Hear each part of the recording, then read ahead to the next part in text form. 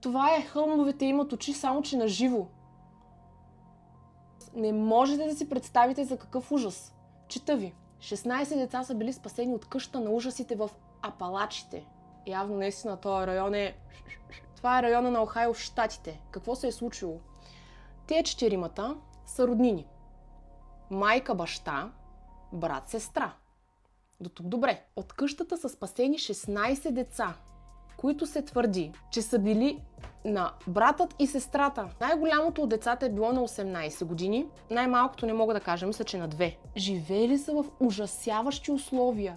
В ужасяващи условия. Разбирайте, децата, всичките 16 деца, са живеели в една стая 3 на 3 метра. Вътре един матрак, купища боклуци и навсякъде изпражнения по стените, по пода, навсякъде. Децата са гледани вътре като добитък. От полицията казват, че добитък се гледа по-добре, отколкото тези деца са били гледани в собствения си дом. Властите казват, че ако са се забавили с 2 дни, със сигурност е щяло да има починали деца. Тая история ще я следя и ще ви разказвам още. Ще ви показвам и снимки. Последвайте ме, абонирайте се.